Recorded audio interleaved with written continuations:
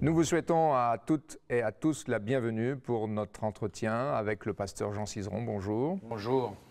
J'aimerais vous poser une question. Qui est Jésus pour vous? Cette question elle ne vient pas de moi, quoique je vous la pose, mais un jour Jésus lui-même l'a posée. Il a dit « Qui dit-on que je suis ?»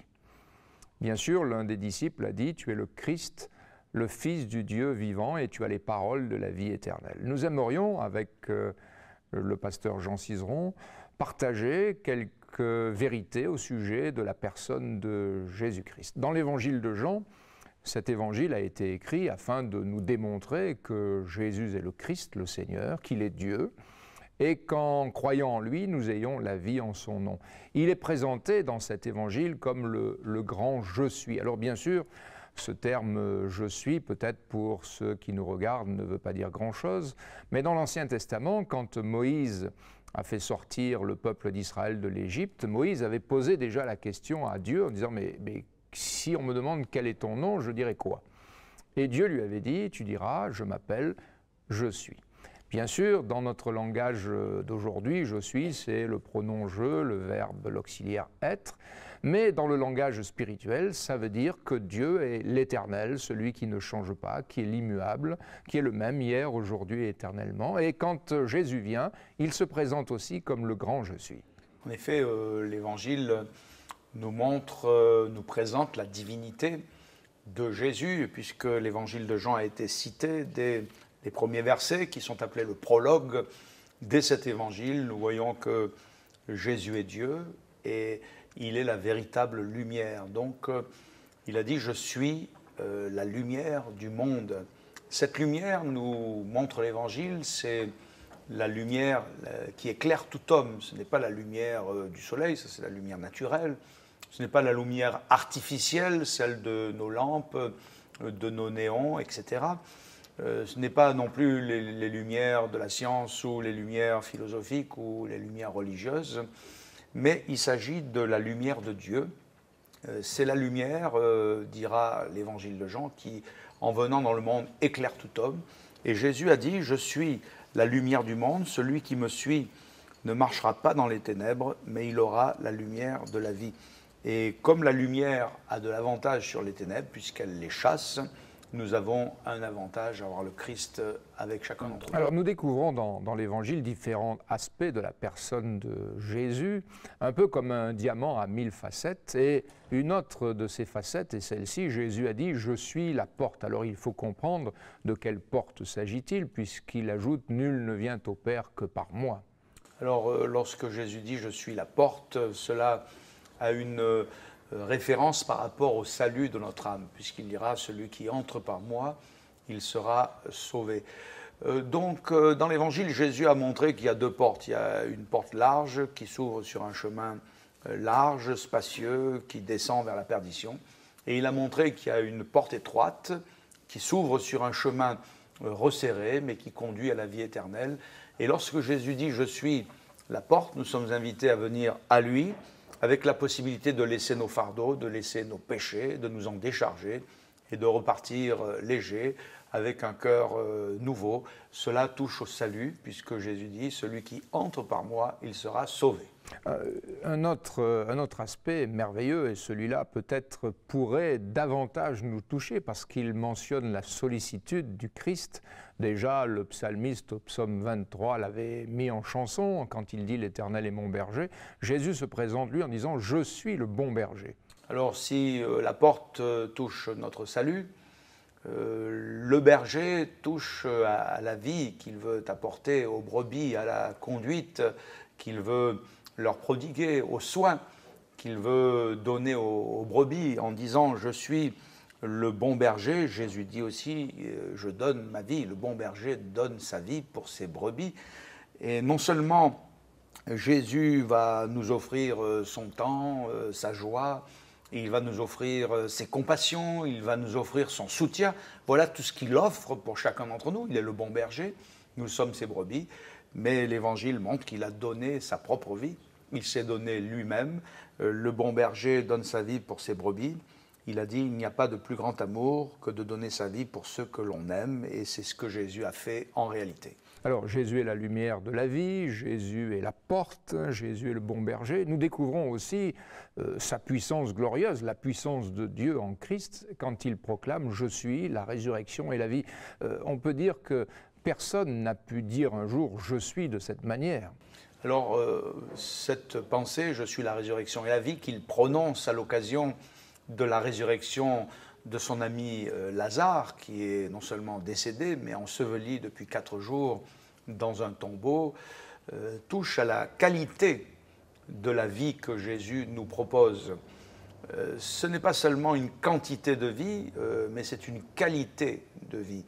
Et cette vie qu'il nous propose, cette vie de résurrection, elle s'appelle dans l'Évangile la vie éternelle. Nous ne l'avons point, nous les hommes, elle ne se trouve point dans les plantes, elle n'est point chez les animaux, mais la vie éternelle, c'est la qualité, le genre de vie qui est en Dieu et que Jésus, en venant parmi nous, nous offre. Celui qui a Jésus, nous dit l'Évangile, il a la vie. Celui qui n'a pas Jésus n'a pas la vie, c'est-à-dire il n'a pas la vie éternelle. Et hélas, l'Évangile dit aussi que la colère de Dieu demeure sur lui. Ce que nous découvrons aussi dans la personne de Jésus va donner un sens à notre vie, parce que dès que nous entrons dans ce monde, nous sommes d'une certaine manière en recherche, nous cherchons, et nous nous posons la question de savoir, mais où est la vérité, où est le chemin, où est la vie? C'est une des grandes questions existentielles de l'être humain. Jésus, quand il vient, il dit « Je suis le chemin, la vérité et la vie ». Alors, c'est évident que Jésus n'est pas le GPS pour trouver notre rue ou rentrer chez nous. Mais nous touchons ici à un aspect spirituel. Oui, le chemin est un accès déjà frayé. C'est une route toute tracée. Et lorsque Jésus dit « Je suis le chemin », c'est qu'il est l'accès qui nous conduit vers Dieu.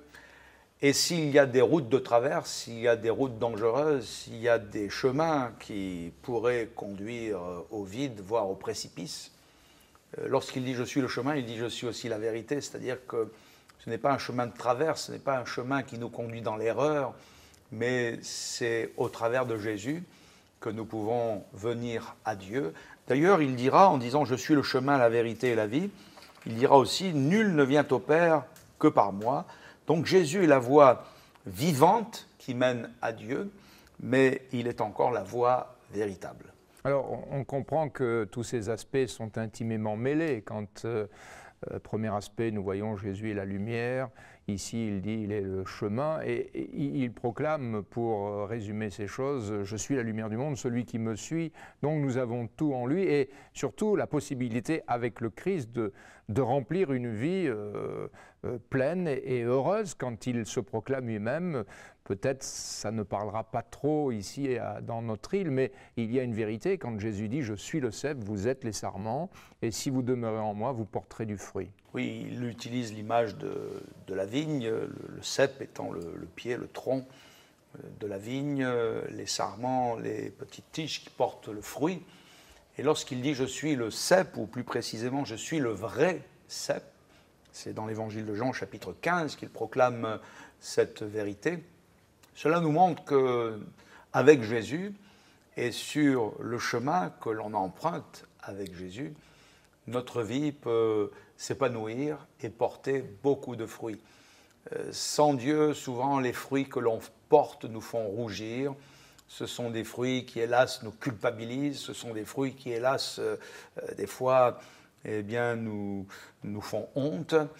Mais lorsque Jésus est en nous, parce qu'il est le vrai cep, donc nous pouvons aller puiser dans sa vie, dans sa sève, pour reprendre l'image du cep, nous pouvons bénéficier de sa présence, de sa vie qui coule en nous, comme la sève coule dans le cep. Eh bien, il est possible de porter du fruit dont on n'a point à rougir, un fruit qui va glorifier Dieu, qui va lui permettre de se voir aussi au travers de notre vie. Jésus disant « Je suis le vrai cep, mon Père est le vigneron », il ajoutera « Mais si vous portez ainsi beaucoup de fruits, c'est ainsi que vous serez mes disciples et que mon Père sera glorifié. » Alors, nous touchons quand même à quelque chose d'important. Il y a la réponse ici. Surtout quand Jésus dira à ses concitoyens « Si vous ne croyez pas que moi je suis, vous mourrez dans vos péchés ». Nous pourrons tourner à droite ou à gauche, nous ne trouverons jamais ce que nous avons en Jésus, et la Bible dit, nous avons tout pleinement en Christ. Oui, faut-il venir s'approcher? Faut-il venir puiser? Et surtout, comme on l'exprime le plus souvent dans nos entretiens, faut-il croire? C'est cette démarche du cœur qui, en reconnaissant Jésus, va se confier en lui, on se tourne vers Jésus et on peut puiser de sa grâce, mais aussi de sa plénitude. Merci, Pasteur Jean, d'avoir développé un petit peu ce thème qui est si grand et si profond. Oui, il faudrait s'arrêter plus longuement sur chacun de ces points extrêmement importants, mais déjà de les souligner. Il est possible de les relire dans l'Évangile et quelqu'un peut-être pour lui-même pourra les approfondir davantage. Donc c'était avec joie et on se retrouve prochainement. Merci beaucoup. Amis téléspectateurs, merci d'avoir partagé avec nous cet entretien. Nous vous renvoyons, si vous le voulez, non pas à une religion, mais nous vous renvoyons à la Bible, la parole de Dieu, dans laquelle vous pourrez vous aussi découvrir ce grand je suis, celui qui est le chemin, la vérité et la vie, celui qui a la puissance de vous aider, si simplement vous lui faites confiance et vous croyez, c'est ce que Jésus vous demande. Donc que Dieu vous bénisse et à bientôt. Si vous avez quelques questions, quelques demandes, n'hésitez pas à nous contacter, à nous écrire à l'adresse qui s'affiche au bas de votre écran. Donc à bientôt et au plaisir.